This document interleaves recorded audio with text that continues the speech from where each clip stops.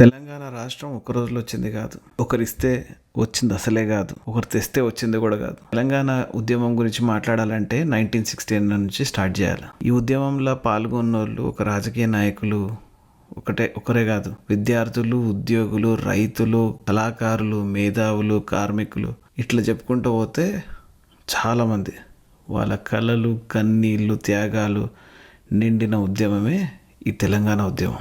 ఎంతోమంది వాళ్ళ భవిష్యత్తును పక్కన పెట్టారు. చాలామంది జైలుకు పోయారు. ఇంకొంతమంది ప్రాణాలే అర్పించారు. ఆ త్యాగాల ఫలితమే 2014 జూన్ 2న వచ్చిన Telangana, 29th state of India.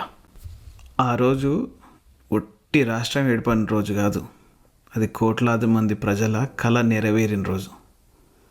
ఒక ప్రాంతం తన ప్రత్యేక గుర్తింపు తెచ్చుకున్న రోజు. తెలంగాణ ఎక్కడుండే, ఇప్పుడు ఎక్కడుంది, ఇవన్నీ మేము చూస్తూనే ఉన్నాం. అండ్ రాజకీయ నాయకులకు కూడా ఒక చిన్న విషయం చెప్తాం. రజాకారులు ఉండే ఇలా కొట్టేసినాం, నైజాం ఉండే పంపించేసినాం, మా రాష్ట్రం మేము కొట్లాడి తెచ్చుకున్నాం. అంతెందుకు, రాష్ట్రం కోసం కొట్లాడేటప్పుడు ఎంతో కొంత ఎక్కువ కేసీఆరే ఉండే, కొంచెం అటు ఇటు అవుతుందని కేసీఆర్ని కూడా పక్కకు కూర్చోబెట్టినాం. ఇప్పుడు మీరు వచ్చి తెలంగాణ పదం లేదు, డిక్షనరీలో ఇది లేదు అంటే కష్టం కదన్నా. కొత్త డిక్షనరీలు ఇప్పిస్తాము, సరిగ్గా చదవకపోతే ఈపులు విమానం మూత మోగించి చదివిస్తాము.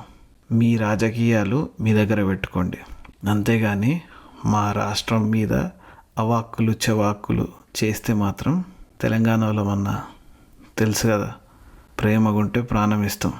ఇంకా మిగతాది మీరు చూడండి, ఏం కాదు. చలో మంచిగా ఉండండి, మమ్మల్ని మంచిగా ఉండనియండి. జై తెలంగాణ.